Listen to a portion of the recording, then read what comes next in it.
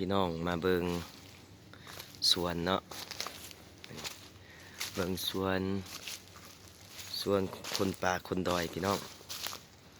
แบบนี้แหละอันนี้ก็คือสวนเนาะสวนทางหลังเฮือนพี่น้องเอ้ยสวนทางหลังเฮือนของบ่าวคอนเนาะพี่น้อง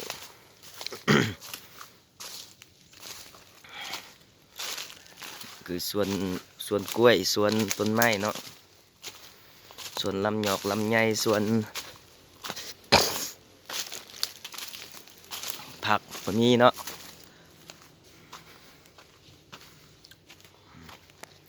ก็คือสวนผักพี่น้องสวนผักหากหดแล้วเมื่อกี้นี่พี่น้องเอ้ยอยู่หลังเฮือนเลยพี่น้องถือว่าหลังเฮือนเนาะเฮือนบางคนก็อยู่รุมนี่เนาะอันนี้คือว่าหลังเฮือนของบางคนมานี่ก็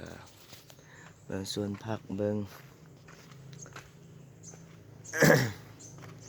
ทั่วทีบเนาะ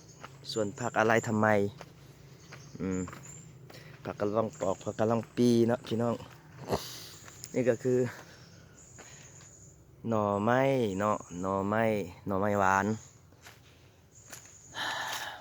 หน่อไม้หวานหน่อไม้อันนู้นอันนี้และอะไรทำไมเนาะอยู่ถึงนี้เนาะพี่น้องสิพาขึ้นเมื่อเบิ่งสิพาพี่น้องไปเบิ่งมันโกนเพิ่งเนาะคือว่ายามนี้ก็ยังบ่ทันมียังบ่มีน้ำยังบ่ทันมีอันนั้นเถื่อเนาะพี่น้องแต่ว่าบ่าวคอนสิถ่ายไว้เนาะเป็นที่ระลึกว่าโกนเพิ่งแบบใดเนาะพี่น้อง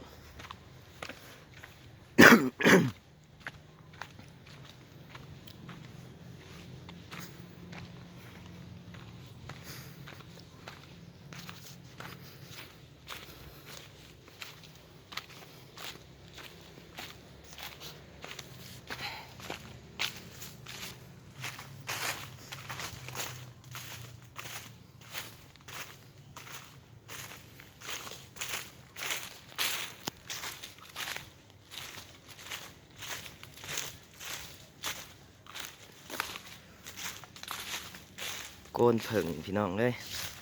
พาพี่น้องมาเบิ่งโกนเพิ่งนี่เนี่ยโกนเพิ่งบ่หลายดอกพี่น้องมี1 2 3 4 5เนาะพี่น้องทางนี้ก็5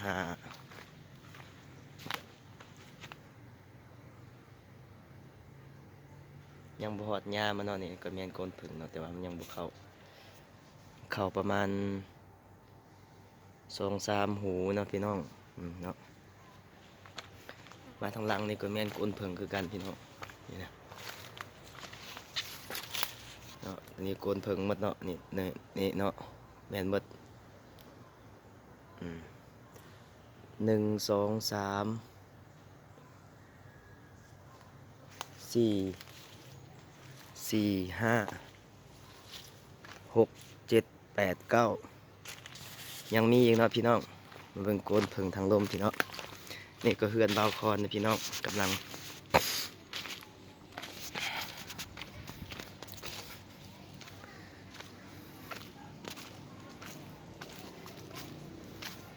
เฮือนบ่าวคอนก็บ่ได้ใหญ่เนาะบ่ได้หรูหราเนาะพี่น้องนี่7 8 9เนาะพี่น้อง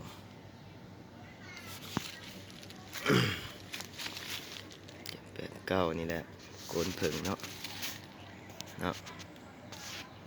ก็เฮือนบ่าวคอนเนาะอันนี้เนาะเฮือนบ่าวคอนบ่ได้ใหญ่หรูหราปานใดดอกพี่น้องมันเป็นแบบว่าสไตล์เวียดนามพี่น้องอยู่ติดจีนติดเวียดนะเป็นแบบนี้แหละพี่น้องอันนี้ก็ให้เขาเซาเนาะให้เวียดเขาเซาเนาะพี่น้องพวกเขาบริษัทเขาจะเอามาเนาะบริษัทอะไรแคมบริษัทแคมเนี่ยนะพี่น้อง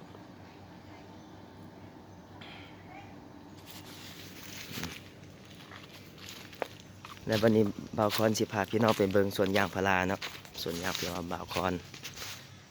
ไปเลย